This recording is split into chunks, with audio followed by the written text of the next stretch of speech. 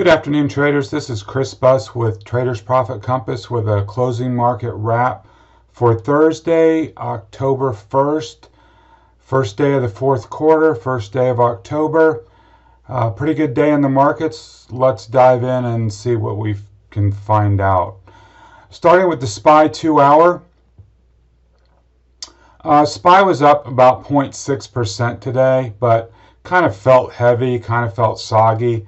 I mean, when you hit the high of the day in the first 5 minutes and then everything is downhill from there, it kind of lost some punch.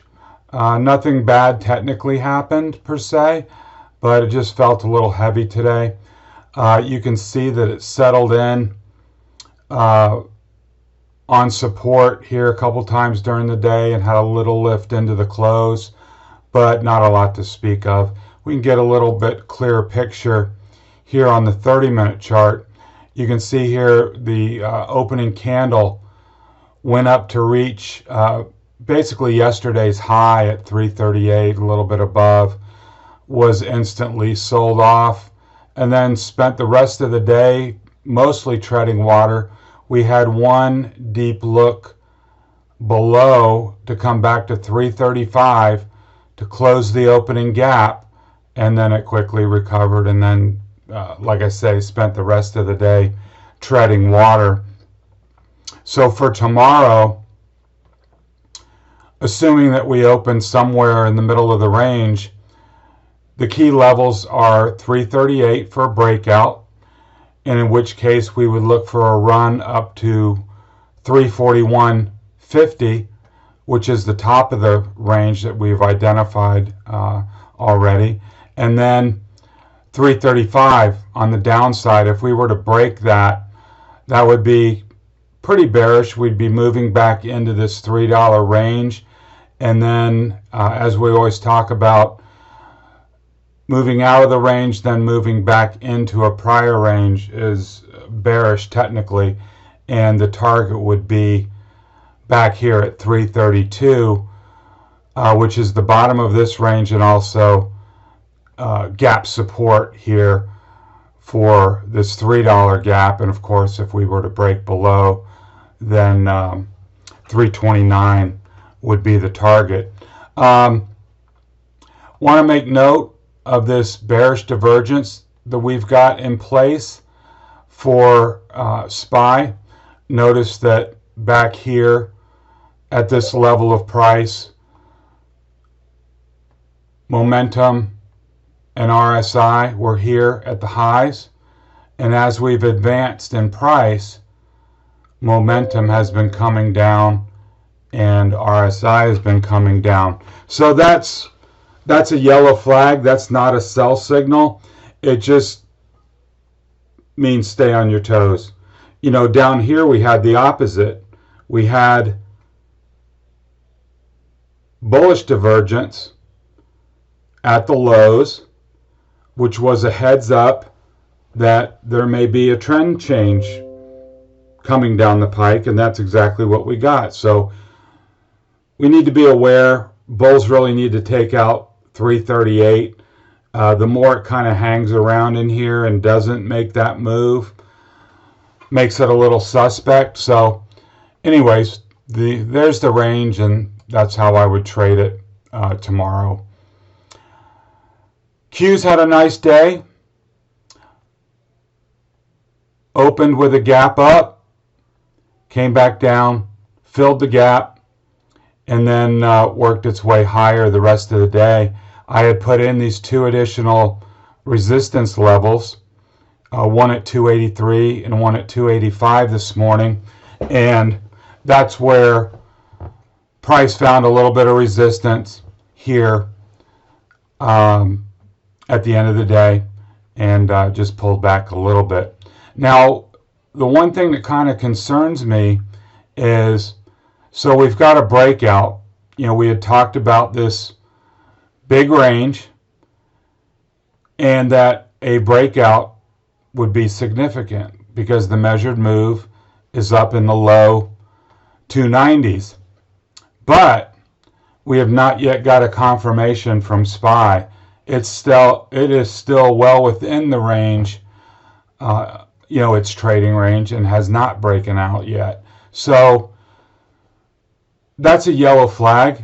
That doesn't mean that this breakout in the Qs is going to fail, but you sure would like to see SPY come along for the ride and make its own breakout. That would be a green flag for me, in the sense that both indexes are confirming each other, and that's what I always like to see. So there's a little seed of doubt, a little yellow flag, but not a reason to sell this. It just means stay on your toes and watch for any kind of reversal in SPY or the Qs, given that SPY has not broken out of its commensurate range like the Qs have. Drilling down, we had the gap up, and then it tested that gap, which is a normal technical move. Came back to touch 280 several times during the day, and then worked its way higher. So that looks good. We do have the bearish divergences like we do on SPY on the 30-minute chart. You can see, price is rising, but momentum's falling, as is our RSI. So again, those are not reasons to sell. It's reasons to pay attention that momentum and RSI are waning as price advances.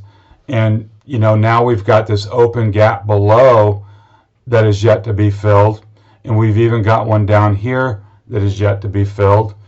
Those will get filled eventually. I mean, it could be a year from now or tomorrow. We don't know. But be aware of those gaps. Make sure they're marked on your chart. And of course, any move back into this range below 280 would immediately signal that that gap fill is going to be likely down to 278. So be aware of that. IWM had been pinned down most of the day between this 150 and basically 149 and change. Had a late day push and broke above that level. So now the technical target would be to fill this gap up to 153.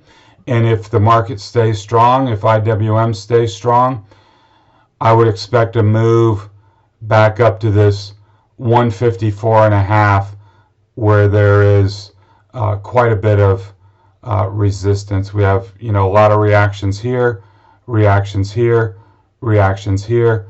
So if it got up to 154.5, I would be, if I was long, I would be real cautious in that area. And if you're, a short-term trader, I would be thinking about booking some profits there, or reducing, and then if it breaks out, adding back to it for a push higher. If the market goes, bonkers, goes crazy, just add it back. You can book those profits, either partial or full, and then if it gets rejected, your money's already in the bank. And if it breaks above, you can just reinitiate your position with a stop just below and get ready for, another $3 run. So that's the way I like to play it if I'm long heading into, a well-defined resistance area. I always like making getting paid a part of the plan. And in my mind, it's kind of silly to assume you're going to get a breakout when you should be assuming that it's not going to break out, because resistance is resistance until it's not. So even if it didn't get rejected, it would be logical to think that you'd get a decent amount of consolidation just below that level, given it is resistance and given that it's had a nice run into that resistance, it'd be logical to expect a little consolidation in that area. And this is the 30-minute chart, basically showing the same thing, breaking above this 5150 area. I threw in a little channel line. It's not the best in the world. I just picked, some of these reaction points.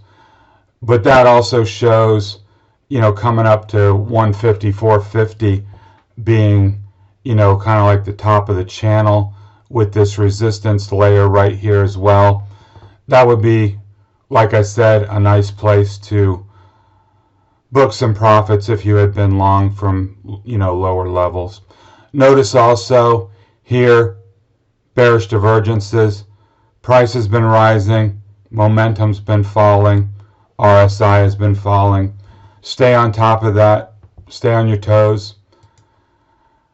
Facebook had a decent day. It's holding its uptrend line, so no particular issues to speak of.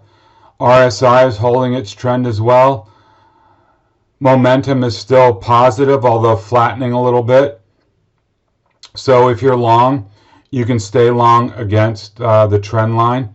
Any break of that trend line will probably come right back to this 263 level where it broke out this morning. So that's what I would look for if it broke down. Now, if it lost 263, then that might signal further issues.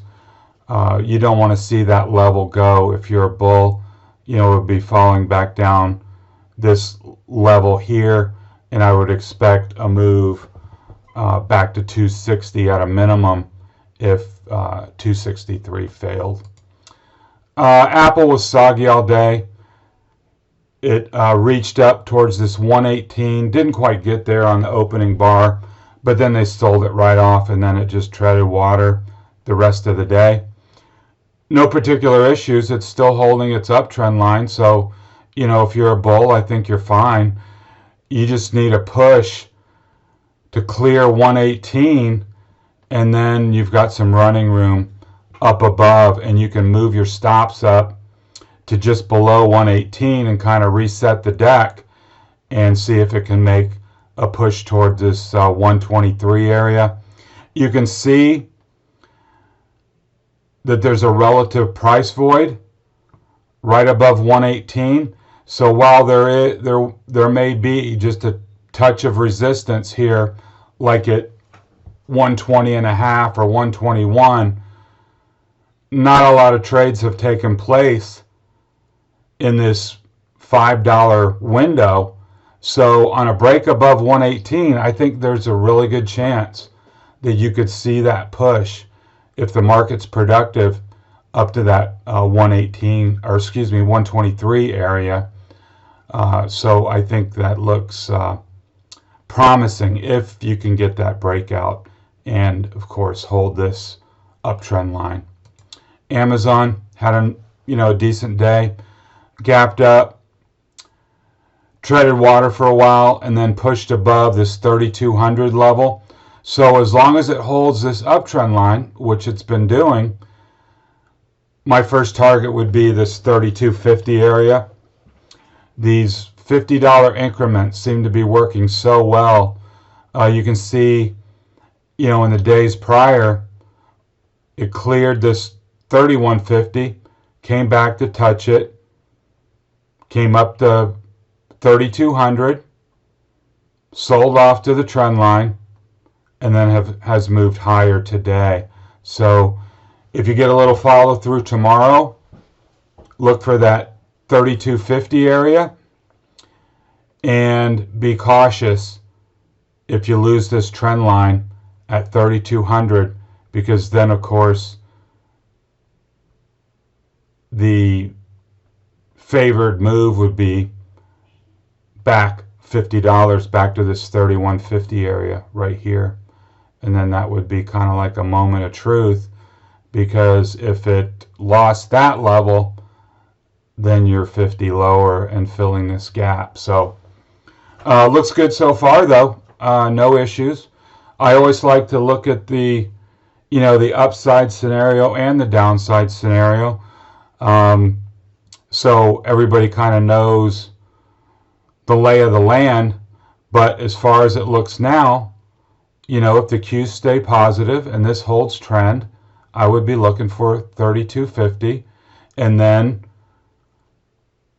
a break above that, you can raise your stops and look for the next the next jump after that. Microsoft found the wall that is 213, so it gapped up and just basically held its ground all day. Didn't give anything back, but it didn't have the horsepower to punch through that 213 level, and that's what the bulls want to see. Now, if you're not in it, this is a perfect place to set your alarms and be ready, because a lot of the hard work has been done. Chewing through this resistance, all this stuff here. You can see the range of value with all the volume and transactions that have happened between down here and up where it is now. So set your alarm where you want to get long, above 213 or 213.50, whatever makes you comfortable. And then if the market stays constructive, you can look for that push higher towards 220. And with this relative void here, the going gets easier because the hard work is done, and this level is, and it's proven to be, kind of stiff resistance. So I would imagine if it's going to fail, it would be here, not up here. So once it breaks above, if you get that breakout, you can set your stop just below, and now that would be nice support. Resistance once broken becomes support, so then you should not see price come back down below 213 once it breaks above. So that's a beautiful place to get long, and that's what I, personally, that's what I'm looking for tomorrow and the days ahead. If Qs can stay productive, and if Microsoft breaks above 213, I want to be in that trade. This was the one today for me. I was able to capture most of this, and I kind of want to deconstruct the trade for you, just to peek into my thinking, and keep in mind my thinking always isn't right, but I'll make a point when it is, so that's a good time to do it today. So my thinking was, and it's similar to what I just explained with Microsoft. We had this 505 line in the sand forever, and it's proven to be a place. You see reactions here, stuck below resistance here. So today it gapped above, right? But then it came right back to 505 to back check support and the gap, which is right here. I don't have it colored in, but you can see the opening was at 500, and then it gapped above,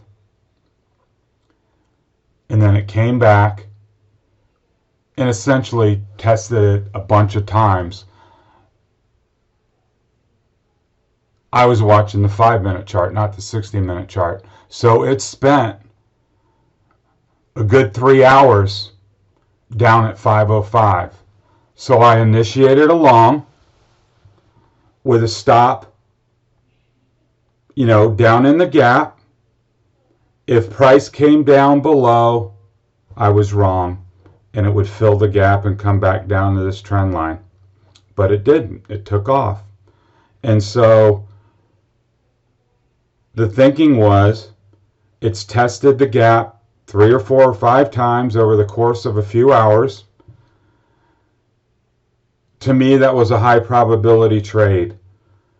Having a stop just below with $15 a runway to the upside if it took off. And it did. And I sent that note out.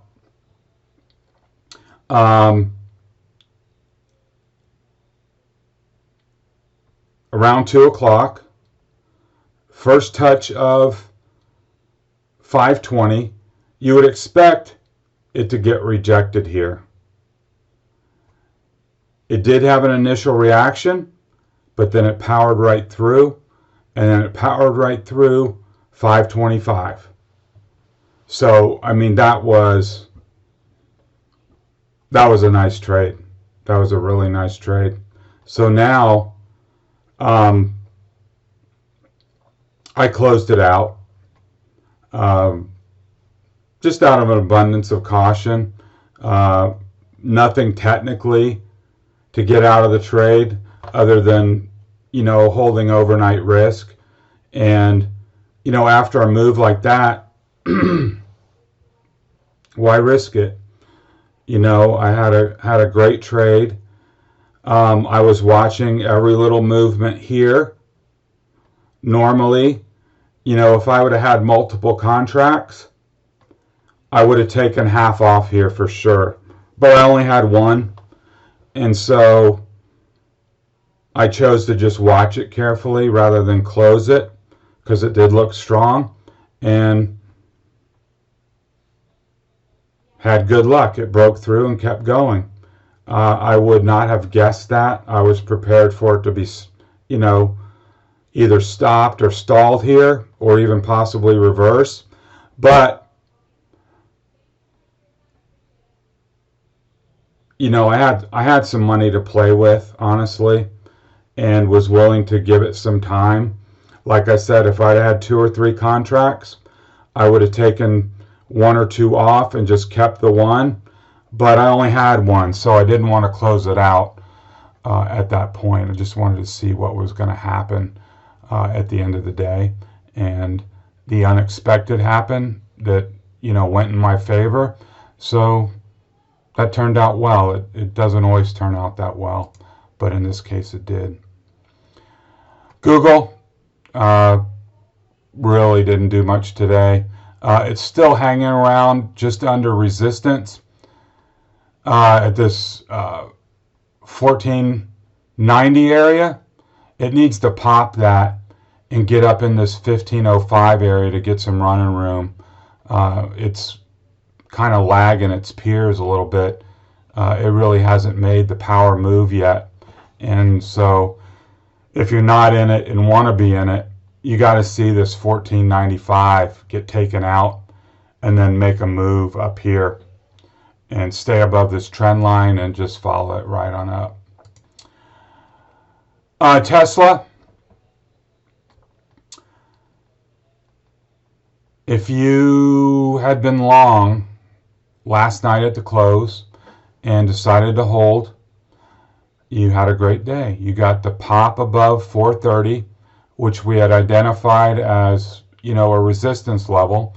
And we had said all along, if you can pop 430, you got a runway to 450. And it didn't quite make it, but it got really close. So well done if you held that overnight. If you didn't, I'm not saying this was the easiest trade to make, but it came back to test, the gap, and it held.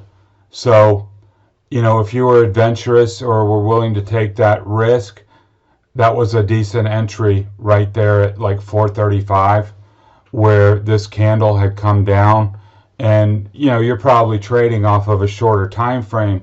if you're trading intraday. But if you took that, then you're sitting pretty. Now for tomorrow, 450 becomes the key level. If Tesla can pop 450, you've got one hurdle right here at 460. So that's your first target. If you can break that, then you got an open runway to 500. So that would be, if you're interested in trading it, the same excuse me, the same thing, the same kind of setup we had for Microsoft is alarm 450. If it punches through tomorrow, you can get long with a stop just below. First target's 460, 465, right in that area. And then you can, if it takes that out, I would assume they would make a fast run to 500 to back test this prior high. That's what I would be looking for if I was, in that trade. I would definitely move my stop up to 460 if it cleared that level, and then probably trail it all the way up. You don't want to just hold, especially if you're, tomorrow, if you're buying, options that expire tomorrow, you're going to want to keep a tight leash on it. If you're looking farther out into time, you could get, a week from now, if you got the breakout, you could get a 460, 500 spread kind of affordably, I would hope. I haven't checked the chain or anything like that, but that would be your target. So you would have a week for that to play out, and then you could set your stop just below whatever your entry was, and if it pulled back, then just kill the trade. Anything below 450 after it's broken out, you got to get out of that long trade. So that's the way I would play that. But it's looking good. It's well above its uptrend line. The momentum is still rising, as is the RSI. I wouldn't get too worried about this overbought, because overbought can stay overbought, just like back here. It could easily make that run to 500 if it can clear that hurdle at 460, and people get behind it. If it catches fire again, how fast it can move. I mean, that was a power move back here. I don't know if you can expect that, but I think you can expect, a steady advance once this resistance is taken out. I want to switch gears. This is USO, which is the ETF for crude oil. Horrible day, although it did close off the lows. It was down 3%. Even if you don't trade oil, I think you should alarm this 26 level. There's a big volume over price void there. And if it were to break 26 on USO, it could definitely hit an air pocket, and drop $3 pretty fast. That's a move you'd be, watching on CNBC. They'd have the oil markets in turmoil kind of thing on that move. And I'm not saying it's going to happen, because this level, you can see it held here, back in June. So it's not a given that's going to break down, but if it ever did, that would be a nice trade to make. I went back and I wanted to pull up this XLE chart. I thumbed through a lot of energy charts today. Just absolutely horrible. We had these levels marked out. They were gone over on the weekend profit navigator. If you had set your alarms and you were interested in that trade, you're doing really well. And honestly, there's not a lot stopping this from the March lows. When I was flipping through a lot of names, the refiners, they're already at their March lows.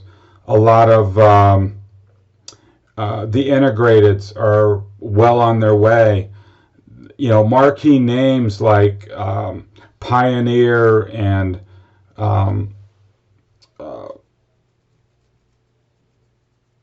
Valero, Halliburton, Schlumberger, all those guys, they're just getting annihilated.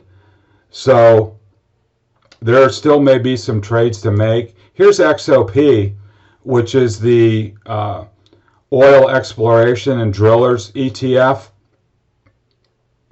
I saw an interesting trade today I want to make you aware of. I want to pull up my notes here to make sure I got it right. Somebody bought 3,000 of the December 38s for $3. So here's 38. Premium was $3. So in December, he doesn't even start making money until price is below 35. And I'm sure he's counting on coming back to these March lows. As I just said, there's not a lot in here to really stop it. This was the key level to my eye, this 43. So let's just go through the trade. He goes slightly out of the money at 38. Price is a little above 40. You could set your stop here, like right at 43. So you're gunning for a $10 move, and you've got, a couple dollars of risk. It's not the greatest in the whole wide world, but sure looks like things are going lower. And if you had a strong day or two where this kicked back up towards 42, that would make the trade even more compelling to short it back up into this resistance level. And then you could have a much tighter trade, and you could set up something like, a December 40 or a December 42. And if it moved down, you'd be on easy street. And if it popped just above, then you'd be out with a paper cut. Those are the trades that I like to make, tight against this support and resistance level. That would be a nice trade location if you got a little kickback there in the next couple of days. So set an alarm where you're interested in doing something. And, it's a shame, here was a location that, we could have had and, just weren't on it. So that one got away for sure. But the best time to plant a tree was 20 years ago, but the second best time is now. Just because you missed something doesn't mean you can't get something in the future. So set up your alarms and don't miss the second chance at biting at the apple. Gold had a decent day. It popped up, still holding its uptrend line. May have some gas in the tank to get to 180, but I still think it's rolling over. And I'm not short or anything right now, but at 180, if it made that move, it's basically the same trade that we just talked about in oil. Shorting up against all this resistance, I think it fails and comes down. And if it doesn't, I'm just wrong, and then it may fill this gap. It may go the other way if I get stopped out, because you can see this $3 gap that remains open. Silver, of course, was had a better day than gold, more beta, holding this uptrend line. It could see this 23, but just like gold, I think dreams die at 23, and it comes back down to this 20 and a half, if not lower. Home builders got a nice little breakout today to all-time highs. Momentum is resetting down at 0 and curling up. I like that. And RSI is curling up as well. I like home builders here against 57. That's your breakout level. You could set a stop just below and blue sky above. So if things stay constructive, which I think, there's a better than even chance that it will, in a strong sector after a consolidation, I think there's a chance for this to move, up into the low 60s, and that would be a nice trade. And also the nice thing about this is you don't have any earnings risk or single stock earnings risk. You can, look out to January even and get like a 58 call or a 60 call, and look for a 3-month move up here. And, if it drops below 57, you just get out and reset. But move it into blue sky after consolidation, break out to new highs, strong sector. I like the long trade in ITB. Same kind of thing, not quite the same setup, but this is XRT, which we had a really nice trade on back earlier in the summer, where we bought this breakout at 45.5. We timed our exit pretty well. Up here, we had rolled up a couple times, if you remember. Had got out before this pullback, but now look. Price has taken out downtrend resistance, which is the blue line, and price has broken above all these compressed moving averages and has moved above all of them. I think this can go higher, at least up to 53, to retest the prior high. And if the market stays constructive, and whoever gets elected or before puts out a COVID relief package heading into Christmas, free money heading into the holidays, yeah, I think this has a good potential to go up here and possibly even crack 53. So you could look out to January and capture that holiday season. And if the market stays constructive and they're handing out free money, why not? You could set your stop just below, even at the 50 at 49 bucks. You got $1 a risk for a potential, run up to at least 53. So that's at least a 2 or 3 to 1 risk reward. And if you got that breakout, then you're looking at blue sky up into the mid 50s, which would be a really nice trade. So that's all I got for this evening. I really appreciate your time. If you're new to the channel, please hit the subscribe button so you can get all my content each and every day. If you like the content, please hit the like button and share the video with your trading circle if it was beneficial to you, so I can expand my audience. I'd really appreciate that. Also, over in the show notes are links to the blog site. You'll find a lot of interesting and beneficial information there, especially in the trading psychology section. I put a lot of time and effort into that.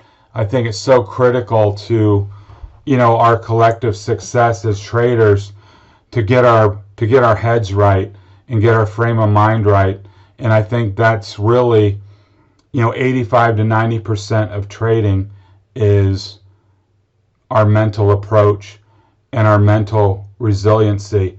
And you'll see a lot of helpful articles in there. Also, the lessons from Livermore is a tag section of the blog that has some great lessons from Jesse Livermore. And it's always amazing to me.